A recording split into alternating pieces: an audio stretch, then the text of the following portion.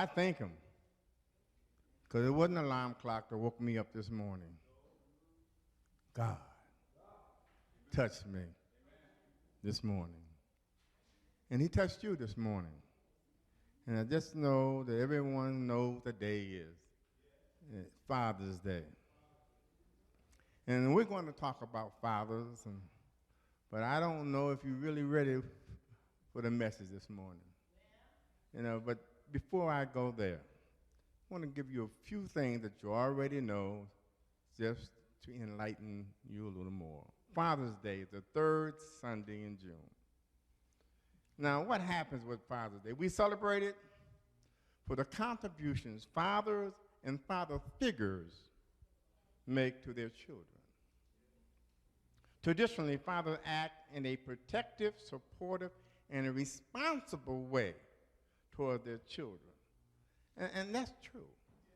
But when we begin to talk and walk and pump up our chest and we say, oh, I'm a father, that's okay.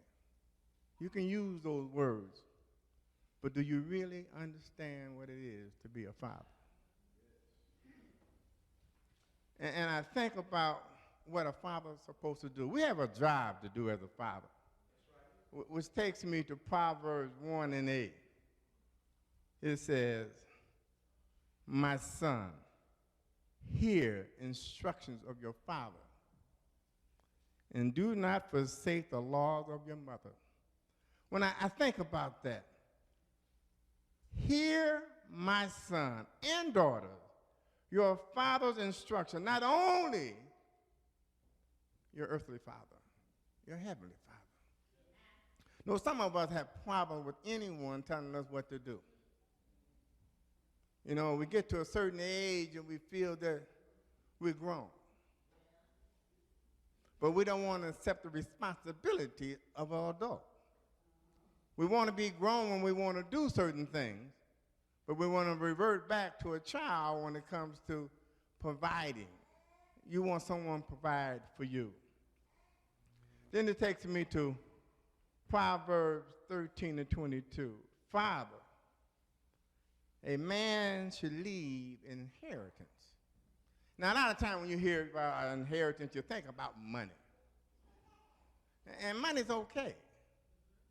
But you need to leave your children more than money. Your children and your grandchildren need to be able to hold on to something that you left. And what I found out, one of the greatest things a person can leave is a good reputation. My father has been gone since 1962. And I still talk about him because what he told me was true.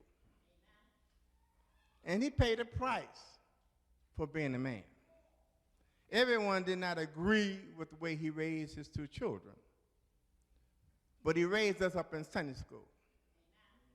Although as I got older, I went my way. But what? He trained me in the way I should go. And I came back. So fathers, leave your children something. More than a few dollars in the bank. Then I think about Proverbs 22:6. Educate a child according to his or her life requirements. Your children have a difficult, very difficult role to hold. See, they don't have what we had. See, we had real fathers and real mothers and grandmothers. Now you have children having children. They don't have time to sit down and explain and give that child what it needs. I see youngsters don't even know how to say thank you or you're welcome or hold the door open any longer. They think it's old-fashioned. That's old school. But fathers, that's your job, to instruct your children, to inform your children, to leave your children something. But then I come down to Matthew 6:24. You cannot serve two masters. It's impossible. You can't do it. Fathers cannot serve two masters, God and money. Some of us say we love the Lord, but we love money more.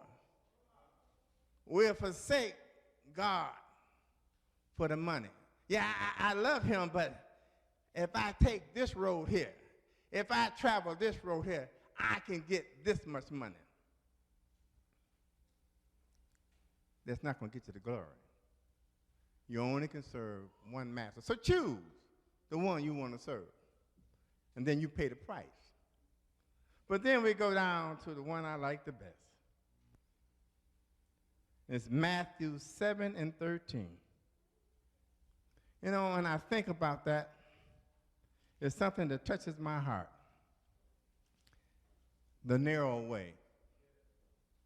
Enter by the narrow gate, for the wide gate is broad and is the way that leads to destruction. The narrow gate will get you to heaven, but the highway to hell is the broad gate. We know we need to think about what we're going to do. You are a father.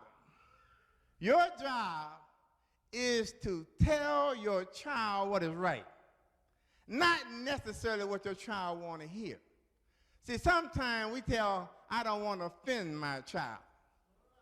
If you do not correct that child when it's young,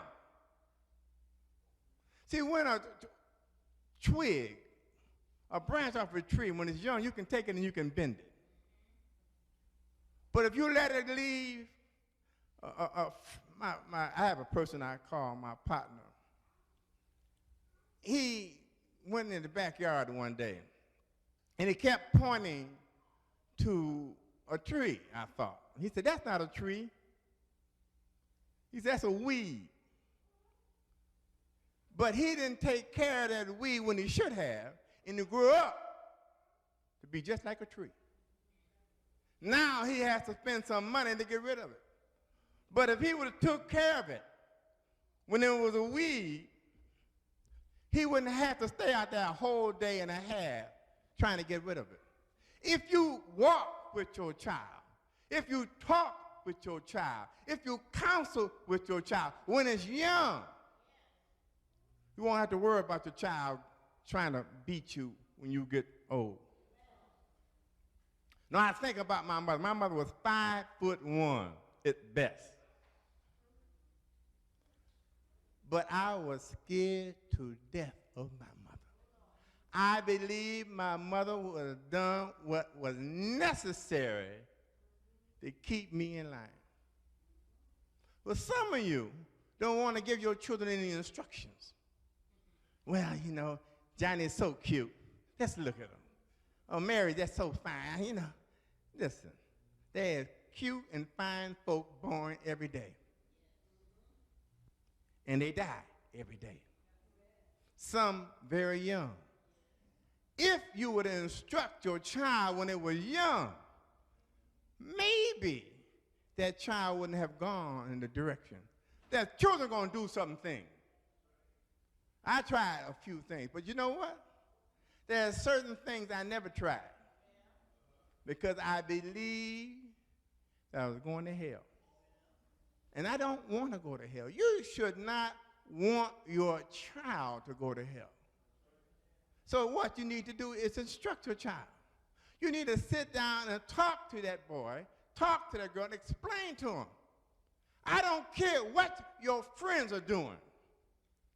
I don't care how your friends talk to their parents. You don't cuss me. You don't raise your hand in my house at me. You don't come in my house any time of night. You don't drink in my house. You don't smoke in my house. That's your house. That's not your child's house.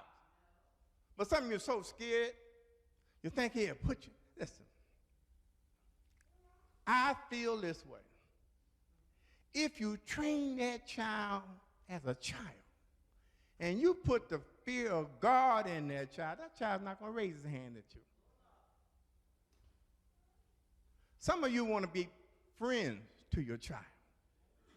You're not a friend, you're a parent. Parent makes decisions. Friends compromise.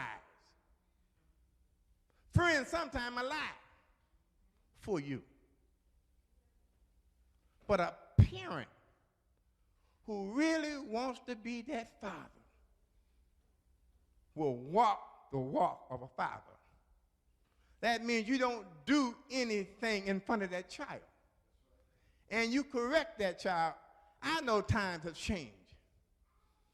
But my mother took one of my father's old belts and cut it in half and put it in her purse.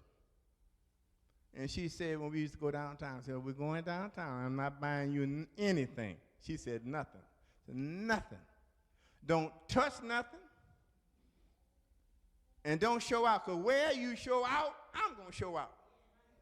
And all she had to do was crack that purse, and I straightened right up. Parents just be able to look at that child, and that child calm down. Now, you look at that child may say anything to you because you have not given that child any instructions. See, there's things you do as a parent. And it's difficult. I love my daughter. I think the sun rises and shines in Stephanie. But I know what? I know she's a human being and subject to do anything. So my place is to put the fear of God in her and let her know that, listen, you can do what you want to do, but you can't do it in my house. And if you do it long enough, you're going to wind up in jail or early grave.